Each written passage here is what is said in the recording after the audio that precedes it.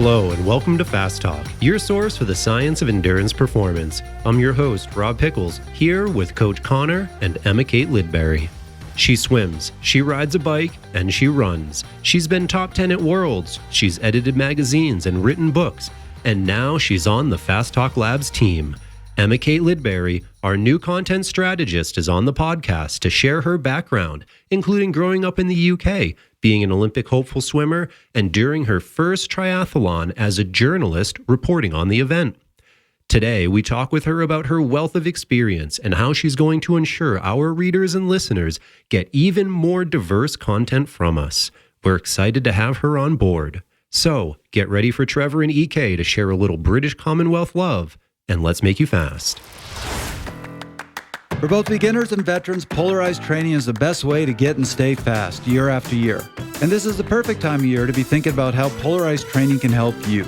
In our new guide featuring Dr. Stephen Seiler, explore fascinating and helpful topics like how polarized training is different from sweet spot, how to bust out of performance plateaus, how to polarize all season, how to build durability, and how to time your high-intensity work. With the complete guide from Fast Talk Labs, you'll have everything you need to polarize your training like a pro and unlock your elite. Learn more at fasttalklabs.com. Well, I don't know if we should be calling you a guest or calling you a host or what, but Emma-Kate, welcome to the show. I know we had you a few weeks ago, but this is our official welcome to the team, welcome to the show. You are part of the team. How does it feel? Thank you. Thanks for the welcome. Is this my initiation? Do I get my eyebrows at the end of this? You do, in fact. And I think you're actually the backbone. She's not a guest. She's like the backbone of Fast Talk Labs at this point. But I think we're going to talk about that more as we get into it. I know she's ready to go because it's 10:30 and she's on her third cup of coffee. Yeah, watch out. Sorry about that. I'm usually the coffee fanatic, but it's just one. I don't even know if I'd call it a latte this morning. I was in a rush. Well, that's my third black coffee of the morning, so watch out. I am on my first pot of tea, which means I'm going to have to pee at some point during this episode. Is that just because T and P rhyme with each other? It's because it goes right through my system. It is amazing how fast it is. Are there aid stations in this show? There are aid stations in this show. So if anybody was wondering, EK is a triathlete and is used to stuff like that where, us cyclists, we just keep all our aid on our bike and I guess we just whiz on our bike too. Yeah, well, that happens in Ironman as well. Yeah. People pee themselves on the bike. Can't stop, won't stop? No. Okay. Trevor, what are we talking about today? We are talking about EK. Oh boy, that's a lot. We're introducing you to our listeners. So I hope you're ready. I think so. What did we tell her we were going to talk about today? I think we told her we were talking about like training science or something. Awesome. My favorite. Yeah, well, we never talk about that, so let's move on. But it's really about her. And we have this beautiful background that starts with her childhood. Oh no, is it like once upon a time? Do you need to across lay the pond, back on a couch? 5,000 miles away. 5,000 miles. Yes. Should we go all Commonwealth on Rob here? We should be playing the national anthem. I was going to say God Save the Queen, but it should be God Save the King, of course, now. Yeah, you got to get... are you having a hard time getting used to Careful that? there. Yeah. I'm waiting until I go home at Christmas and see if they've changed the coins yet. The stamps and the coins, it's going to be... Wait, does all that stuff get changed? Of course. Yes. Really? What happens to all the coins that are like in circulation? Get taken back. Yeah. You can actually in Canada somewhat tell how old the coins are by the age of the queen on it, because even as she was getting older, they changed her on the coins. This sounds like a waste of money. Literally a waste of money. But okay, so what? You grew up in the UK. I was going to say you grew up in the EK, but that's your from the name. UK.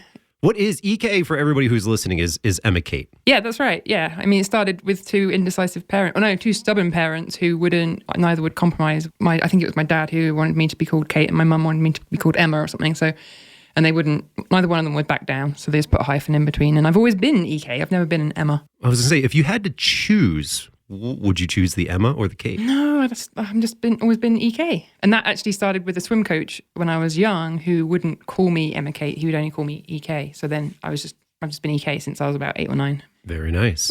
So we started swimming. That's what kicked off your athletic career, yes, your I was a love swimmer. of sport? Yeah, I was a swimmer. And so got used to doing the crazy 5 a.m. swim practice before school and all the structure and dedication and commitment that comes with anybody who's, had any level of involvement in competitive swimming knows that it's one of those sports where it requires a very much an all-in approach. And even from a young age, I was at swim practice at 5 a.m. with very strict coaches. It's pretty incredible how regimented every aspect of swimming is, I feel like, from how the workouts are structured to the times that you're swimming. Yeah. It's incredible. Yeah, and very much, especially in the 90s. So that was in the 90s. And that was very much that time when it was high volume was everything. So we were swimming a lot.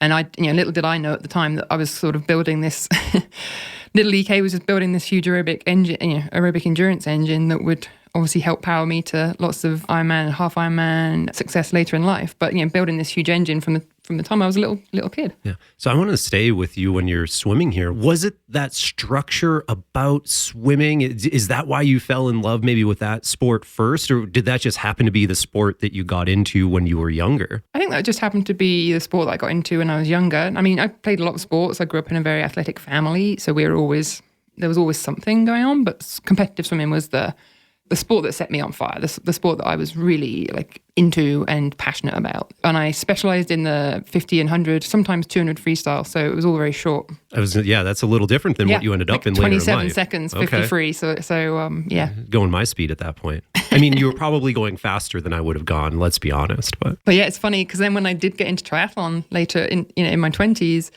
the thought of having to swim 750 meters or 1,500 meters was like, whoa, that's a long huge. way. Yep. So I love in the notes that you gave us, you said, always love the structure and commitment of swimming. And then your next line is burned out at 18. Well, that's very much, I think that's kind of typical of that era of swimming training. Like I said, high volume. But yeah, the classic kind of got to college age 18, deliberately, specifically got into Loughborough University, which at the time produced 50% of the Great Britain Olympic swim team, and deliberately went there in order to swim, but got there and then just discovered beer and the student newspaper and all those things. And I was like, here we go.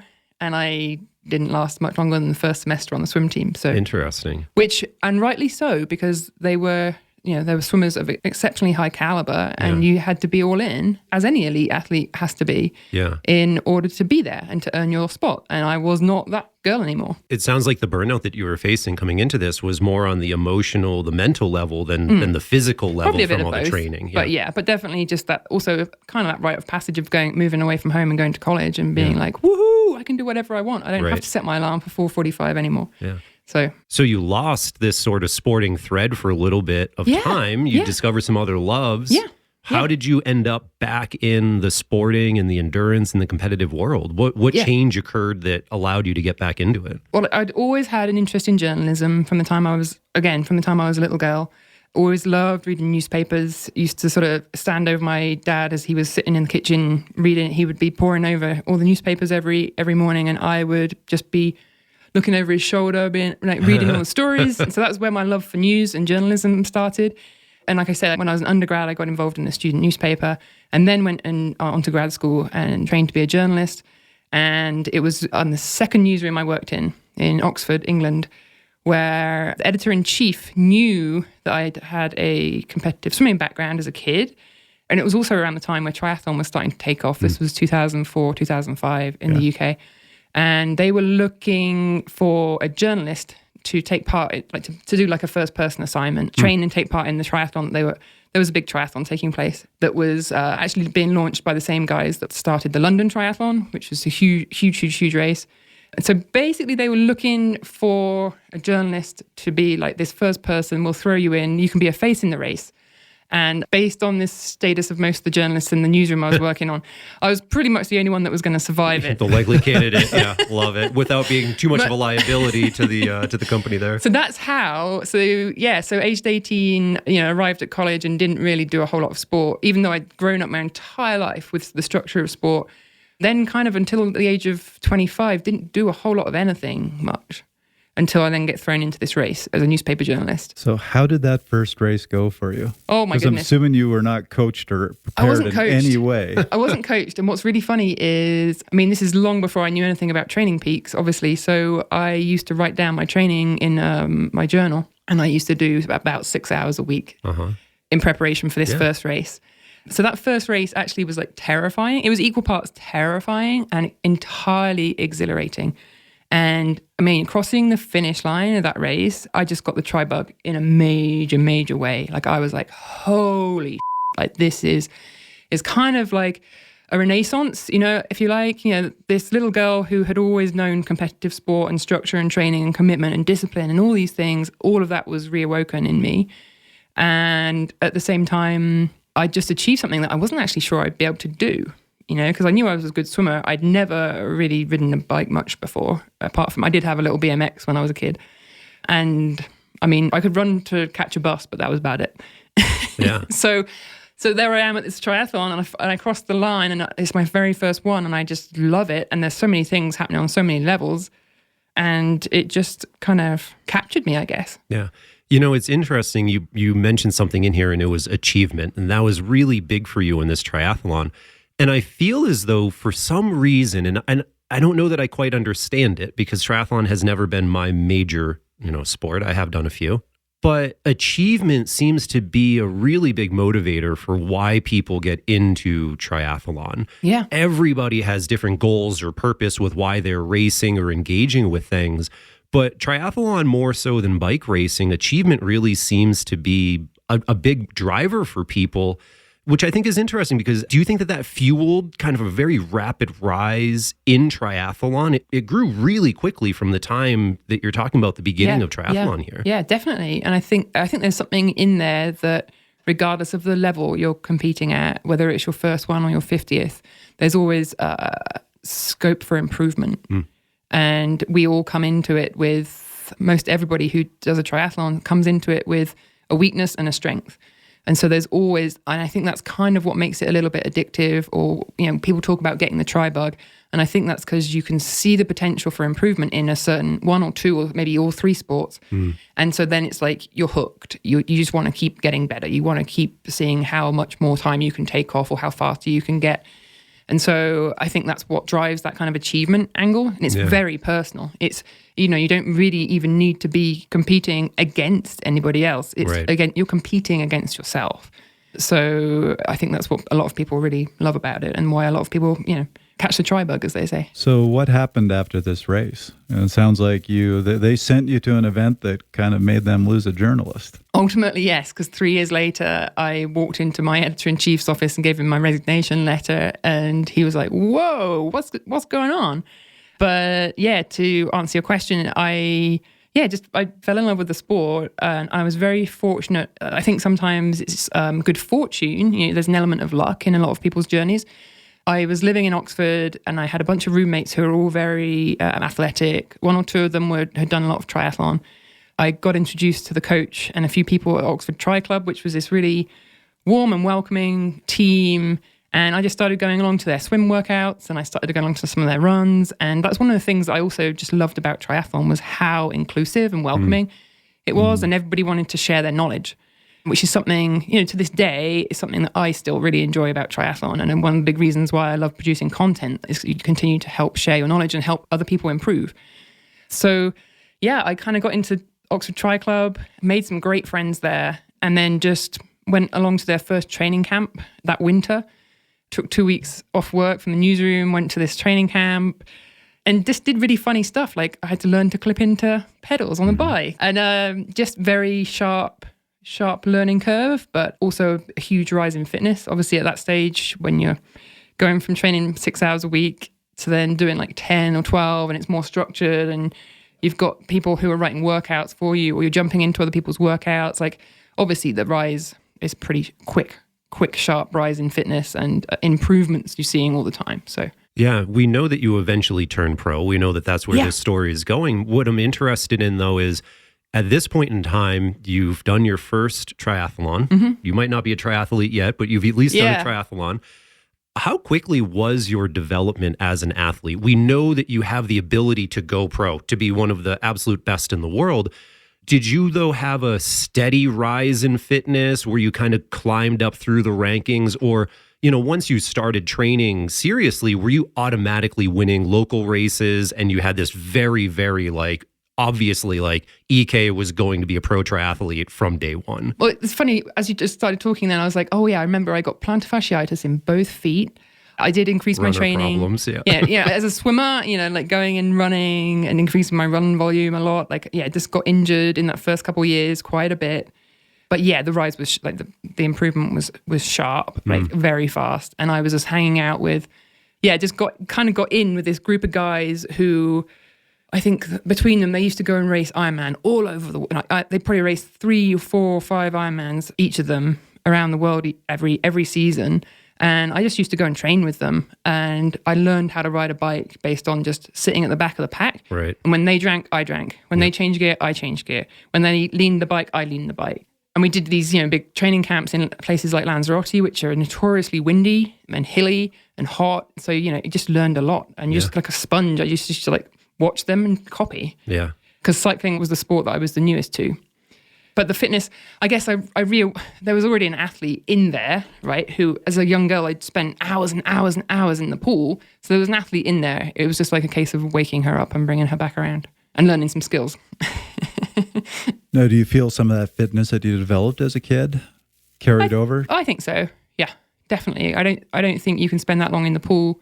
I definitely built an engine, cardiovascular engine, that paid dividends later in my 20s and 30s for sure. I think that foundation with the highly structured swim training also could have taught you how to train, taught you how to be committed. Yep. And the psychological side of it too. I was very fortunate to have some really good coaches as a swimmer who taught a lot about focus and discipline and commitment and motivation and all those things that you needed in order to succeed. Mm-hmm. Some of which are obviously just inherent in competitive people, but other ones have to be learned and nurtured. So, yeah. Also sounds like you've always been very driven and you love the competition. You love the self-improvement. And it sounds like you had that in swimming. Yeah. And then when you discovered triathlon, it brought back. Yeah, it definitely did. And I think I'd had that hiatus between ages of 18 and 25 where I'd got all of my partying done and most of it. So I was at age 25, I was ready to dive back into that structure that I'd known almost all my life. And that's definitely what success in triathlon demanded, Yeah, I definitely think this is a case against early specialization in sport. That's something that's a topic that's talked about a lot. Yeah. And you were able to achieve this success without training steadily from the time that you were just a wee little one. Mm-hmm. So you race professionally for 10 years. What would you say were some of the highlights of your career? I think 2011 through 2013, 14 was when I really started seeing big success racing the half Ironman distance, 70.3, which refers to the total number of miles you cover across swim, bike and run. And I think it was the 2011 season where I won 70.3 Mallorca, 70.3 Augusta in Georgia, 70.3 UK. And so I think what a lot of people forget is when you go from amateur to professional, for most people, the changes don't happen overnight, right? Mm. There is a chasm, there is a gulf between what amateurs do and what successful professionals do. And so I think naively, it's very easy for people to think that they'll give up work, quote unquote work, and they'll suddenly become successful professional triathletes. I think in that gap between sort of 2009 and 2010 until 2011, 2012, I was learning how to be a professional athlete. And the extra time in my schedule from not being in the newsroom was being put into recovery or smarter training. But really, I think a highlight of that decade of professional racing for me was obviously the wins. I won 6 Ironman 70.3 titles. I did well at the World Championships a few times. Really loved stepping up to racing full Ironman. My first Ironman was in Mallorca, Spain, and finished second there. But also the things that you learn, the people that you create friendships and bonds with that will last a lifetime. They will last well beyond the 10 years that I was racing. And all the experience and expertise and insight that you gain that you don't realize you're even gaining at the time. But it's only since retiring and writing about triathlon and endurance sports, you realize how much you know and how good it is to share that with people. Yeah, certainly. EK, it sounds like you were traveling the world, right? Yeah. You're racing in all of these absolutely beautiful places. Mm-hmm. You're from the UK, which as I listen to you and hear Oxford and everything else, I'm having these beautiful pictures and wishing I was there. But you ended up here in the US during your career. How did that happen? Yeah. So I had spent a lot of time here racing because really, from the point of view of long distance triathlon, North America is really kind of like the epicenter of triathlon racing. And I was still based in the UK, in Oxford. And I started working with Matt Dixon of Purple Patch, who was based in California, San Francisco, California. And obviously having your coach be 8 hours behind you is not ideal, when you're making day-to-day, hour-to-hour changes in things. And I was spending, without having to have any kind of visa, you could spend 90 days in the US, as a Brit. And I would often come over and spend those 3 months in the summer racing on the 70.3 circuit and, just bounce around the US and do different races. And it was immediately obvious that if you wanted to get better sponsorship, if you wanted to just be, if it doesn't happen in North America, it doesn't happen when it comes to long course triathlon. Sure. And so Matt and I had a big conversation. I think we were in Kona. I was watching the race at the end of 2012, and he said to me, I think it would be really good if you could move to the US and you came over to California. And I was like, you mean move? And he was like, yeah, I mean move. And so at the time, I had a long-term boyfriend. We had a house together. We had a cat together. I was very close to my family, had a very tight, still very embedded in Oxford Tri Club all these years. So, I was an athlete with a community around me and a support network. So the thought of moving to California was like kind of exciting, but also kind of terrifying. But also a big lesson, a lesson that I learned from that was like, take chances when they're right. Make opportunities work for you when they're the right ones. Jump, sometimes you have to jump and not figure out how you're going to land until you're flying, and you find out who the best people are for you and your team, who your teammates are, if you like, after you've taken off. So January 2013, I'm sat on the runway at London Heathrow, and I'm on a flight to LA. We're about to take off for a flight to LAX, and that's me. I'm leaving the UK, and I'm left that life behind, I guess, and moved to the States, moved to LA, and really it was like a career development move, I guess. Like it was I want to win races here. I want to pick up better sponsorship here, in much the same way that anybody who is trying to advance in their career, whether they were, whether you're a banker or a lawyer or whatever you are. And I think that's a really valid point, right? Because you're facing this and it's an athlete. Everybody out there right now is saying, yeah, I had this point in my career too, or you're going to face it if you haven't had it yet. Yeah. It's amazing how transferable that leap is across everybody. Yeah. So that's what I did.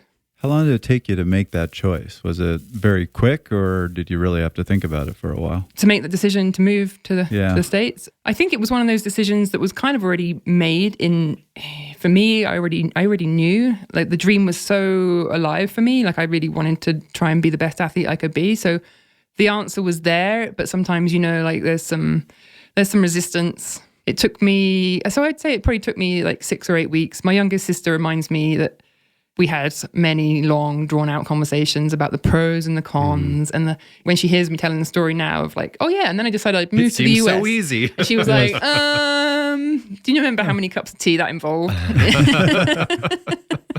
So it was obviously like it was a big decision because I moved solo. My boyfriend and I broke up, and Did you take the cat? No. No. Oh, the poor cat. I left everything. Wow. Did the boyfriend get the cat? He did, yeah. So it was a big decision. So I didn't make it lightly, but ever since it's always been, I guess it's been like a guiding light in subsequent big decisions. I've always been like, hey, does this feel right? Yeah. Is this the right move for you? So when I moved from upstate New York to go train at the National Center in British Columbia, so across the continent, I basically got the invite to come and train there and was told I had 2 weeks. So very rapidly made the decision. Didn't really have time to work on that because I had to figure out how to get out of my apartment, how to move, all that. So it wasn't until there that I finally had the, oh my God, what did I just do? Yeah. Mm-hmm. And had to process it there. And in some ways that made it easier. If I'd had a lot of time to think about it and how much it was going to upend my life. I think it would have been tougher. That's why I was asking if it was a very quick thing and you processed it when you got here, or if you had that time to think about it. No, I definitely had time to think about it, but I think also there are some things that you just know, right? Yeah. That you know that you want to go do. I knew that I didn't want to be looking back, on my life in years and years to come and be like, oh, I could have gone and been a professional triathlete in America, but I didn't. I stayed home. Mm-hmm. And it's like, bummer. No, I don't want to do that. Stinks. I'd always rather go try something and go do it and go take the leap and see what happens than not. And you had that allure of California, right? Yeah. I mean, that was one of the big reasons why I was ready to leave the UK. I had done so many 4-hour bike rides in the rain in December. There's only so many miles you can do like that where you're so wet and so cold and so miserable. Right. So when I moved to California, especially LA, obviously in January, it's sunny and warm and 70 degrees, and the Californians, 5 a.m. swim practice, the Californians are moaning because it's 55, and it's wow. Yeah. You guys are soft. This is funny. I'm picturing you walking down the street with the Hollywood sign behind you and just living this amazing new American life and being a pro athlete. It was super cool. I loved it. I didn't intend to stay in LA as long as I did, but I stayed there almost 4 years. So did that bring you, how deep into your triathlon career was that? Is that kind of where your triathlon career is ending, or were you still competing? That was 2013. Okay. So I was still racing for another 5 years. Okay. So then you came to Colorado? Yeah, for the most part, I was in LA. I spent 6 months or so up in San Francisco when Matt was sort of building out the Purple Patch team there. And then back in LA, a very good friend of mine, Rachel Joyce, was another British triathlete. She was based here. Her and her partner were based here. And she was like, hey, just come. I think it was in the build up to one of the world championships. She was like, hey, come see what Boulder's about. Yeah. Which I did. And then I was like, wow, this place is unreal. And at that point, I was kind of getting tired of, as much as I loved LA and California, I was also getting tired of traffic and that craziness. And so I was staying with Rachel, and the very first weekend I was here, I can remember it used to take me 7 minutes to get from her house to the pool, or 7 minutes to the grocery store. And I was like, whoa, okay, you don't have to spend 2 hours in the car. And I can train with some of the best triathletes in the world. And it's amazingly beautiful. And so within the space of, I think, 3 days, I decided I was just going to move to Boulder. There you go. I think it was 63rd and 75th, two popular training roads out there. I think that's really what drew you in. Yeah. Those two roads are what make Boulder special, in my opinion. I mean, I miss the ocean, but the mountain, I love being here, and it's always just felt like home. Yeah. That was 2016, so I've been here ever since. November. The air is crisp, the leaves are falling, and I get to take a break from riding my bike. Now is a great time of year to rest and reflect on the past season. Visit Fast Talk Labs and take a look at our pathways on recovery and data analysis. These 2 in-depth guides can help you get the most from your off-season. See more at fasttalklabs.com/pathways.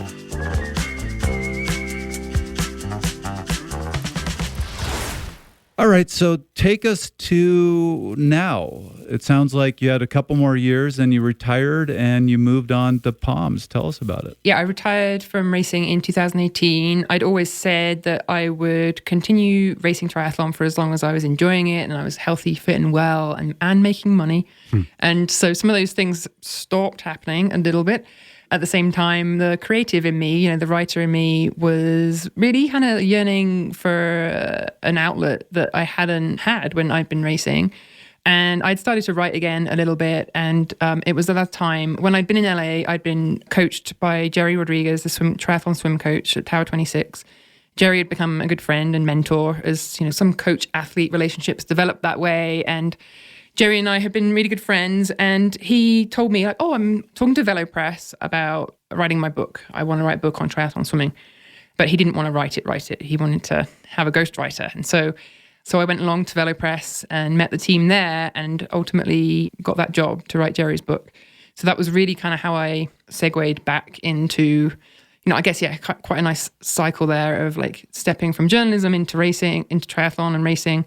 And then sort of stepping away from racing and back into journalism and media. It's quite serendipitous, in fact, how you literally were handed off in both directions at the beginning and the end of your career. And also, I didn't really appreciate at the time, and I definitely do now, seeing how some of my peers from those racing days have really struggled to find what they want to do next. Mm-hmm. And so I was thrown into this book project, and the writer in me was, in very much the same way that if you don't train very often, very consistently, then you struggle as an athlete, or, as we know from physiology, you don't use it, you lose it. The same thing happens when you're writing. And so those first few weeks sitting down at a kitchen table to start scheduling how Jerry's book was going to work, what our writing process was going to be like, and then, turning in the first chapter to Velo Press. I was like, oh boy, okay.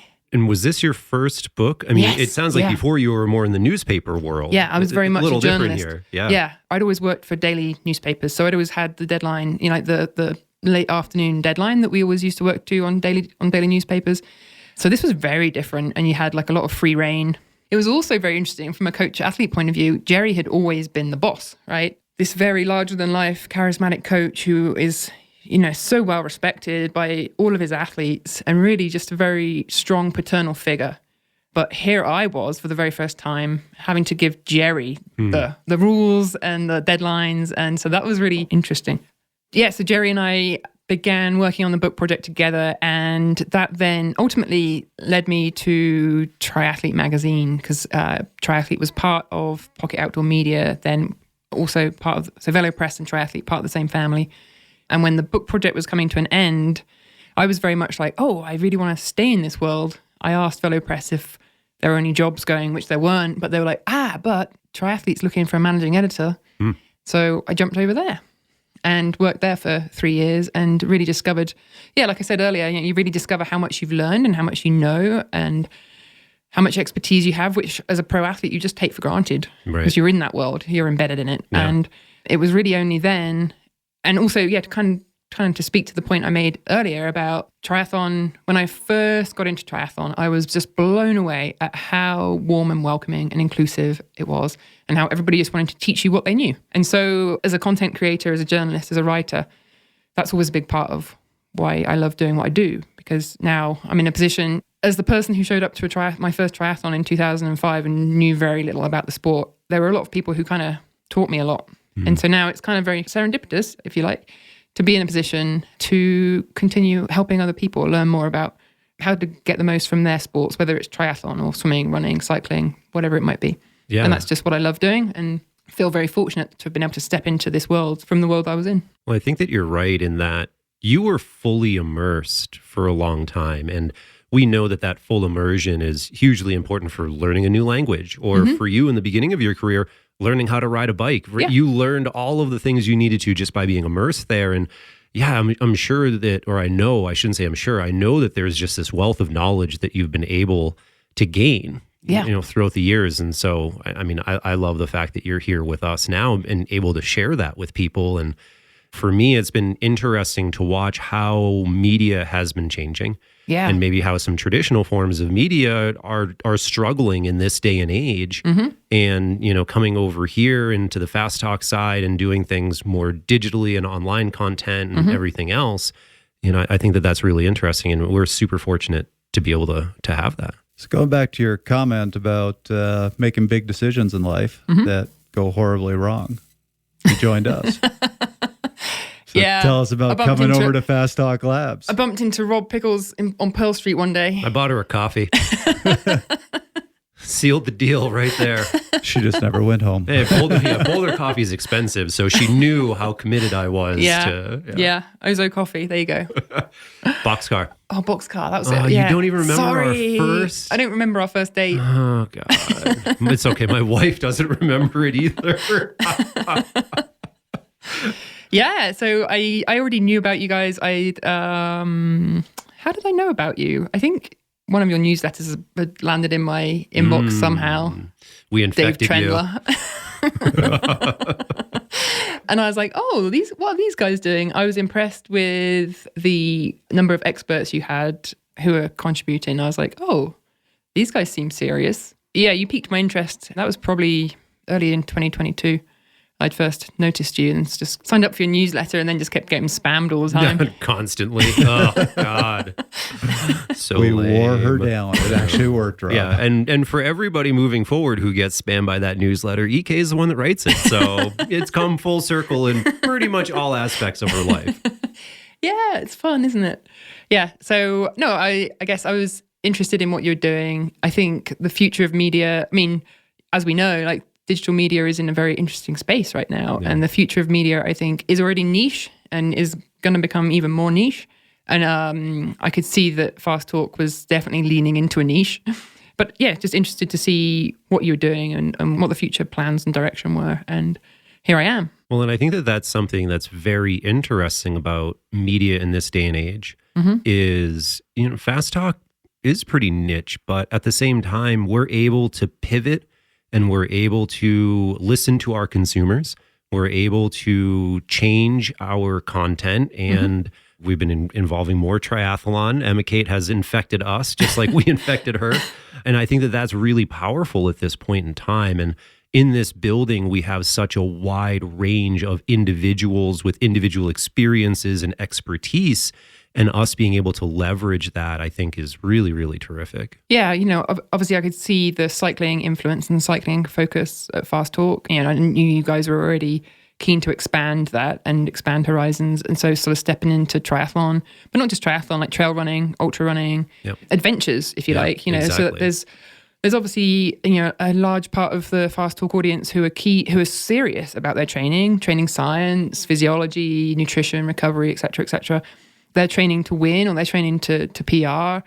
But there's also a lot of people out there who are just looking for their next adventure and they want to be fit and they want to enjoy it all. Yeah. And they want to get the most from it. There's also people who are, and I think a lot of triathletes are this, like lifestyle oriented, like your training is part and parcel of an overall healthy, well life. And it might not be anything to do with beating your buddy or beating any competitors on race day. It's about improving. It's like I said about that first triathlon of mine, it's about how do you get better? How do you improve your swim? How do you improve your bike? How do you improve your run?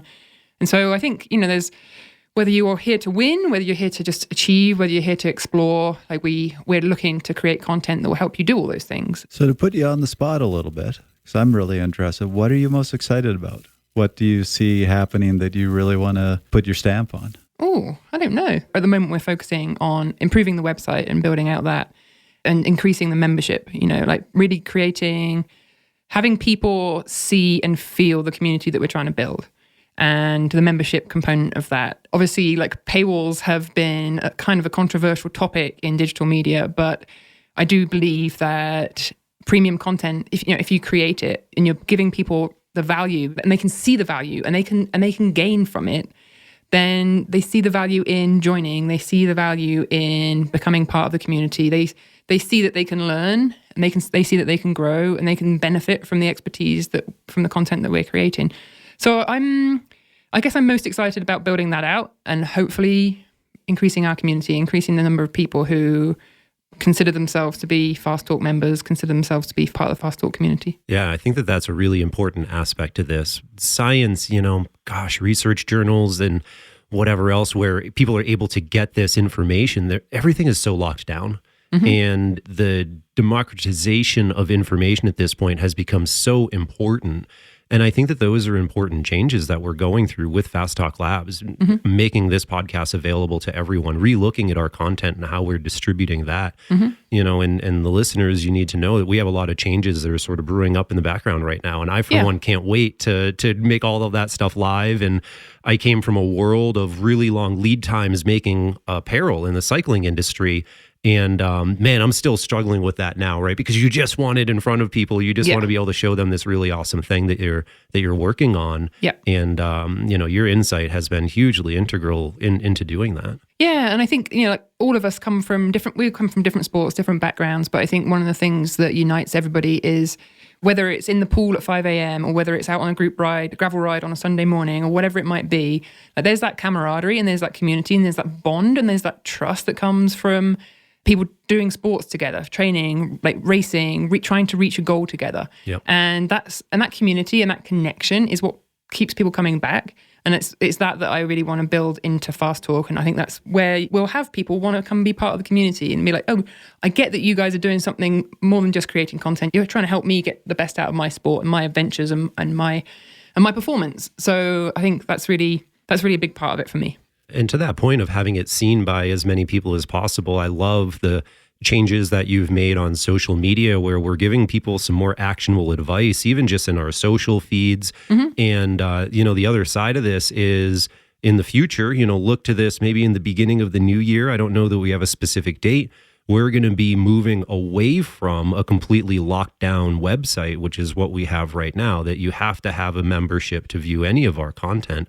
We're going to be moving that so that people are able to view a significant amount of that kind of in a metered system. Obviously, I hate to say it, but the truth of the matter is we're a business. We do need membership to survive, but we are going to be opening things up so that people can view and take in that content, and they're able to learn and to read and to watch at their own pace. And that's going to be a huge, huge change for us moving forward that I'm really excited about. Yeah, I think that's going to be great. I think historically the internet has always been free, and changing those habits, changing consumers' habits and changing consumers' expectations about what's free, what you have to pay for is obviously a process that's, takes time. And some people are more willing to open their wallets than others.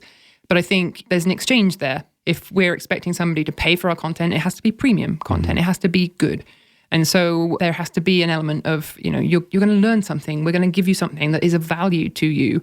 We wouldn't ask you to pay for it otherwise. And it'll help you be a better athlete. It'll help you be a better informed coach. And as part of that, you're part of the Fast Talk community. You're part of, you're part of what we're trying to build and grow. And hopefully people see that. So I do want there to be premium content out there that you can consume at Fast Talk, and it'll hopefully help you achieve your, whatever your goals might be. And so, there will be changes coming early in the new year.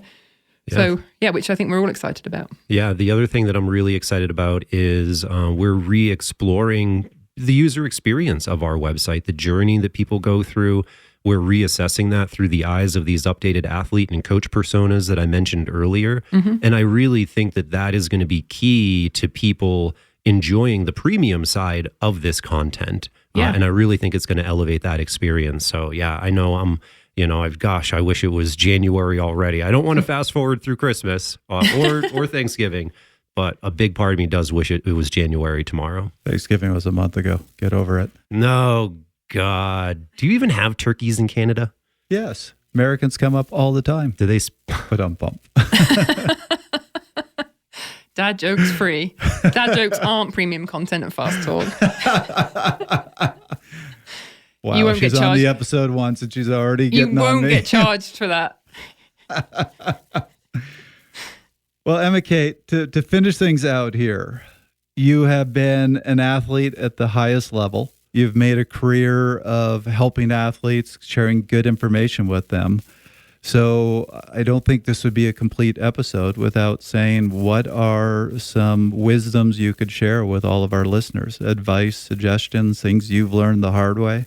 Oh, golly. Wow. There's a lot there. I would say, I think, staying true to the roots of why you do what you do. I think, now I'm retired from triathlon. I haven't actually raced triathlon since 2018, but it's interesting to me to see what I almost to watch what I am doing. I love trail running now, and every weekend on a Sunday morning I'll always go out. I almost always go out for a 2 or so hour trail run. And so I think finding what you love and keep doing that. And I never take for granted the fact that I get to swim, bike or run or lift weights or whatever your favorite activity might be. So I think really leaning into doing what you enjoy doing, staying fit and well. I think ever since I've been a little girl, I've always enjoyed the fact that we get to move our bodies, and that's what the human body is designed to do. It's designed to move and explore. And so I just love keeping on doing that. And so even though I'm not sort of swimming, biking and running miles and miles and miles every week, I still just love doing the things that make me happy. So I would say do that. Whatever your thing is, do it and do it to the best of your ability. Great. Well, Emma-Kate, I'm glad we got you on the show. This certainly won't be the last time. We're excited to have you be part of this. We're excited what you're bringing to the company. Can't wait to see all these changes that we're going to have in 2023. So I think with that, Rob, you want to take us out? That was another episode of Fast Talk. Subscribe to Fast Talk wherever you prefer to find your favorite podcasts. Be sure to leave us a rating and a review. The thoughts and opinions expressed on Fast Talk are those of the individual, especially EK. Hers are crazy. As always, we love your feedback. Join the conversation at forums.fasttalklabs.com or tweet us at @FastTalkLabs. Head to fasttalklabs.com to get access to our endurance sports knowledge base, coach continue education, as well as our in-person and remote athlete services. For EK Lidbury, who really isn't crazy, she's pretty awesome, and Trevor Connor, who's Canadian, I'm Rob Pickles. Thanks for listening.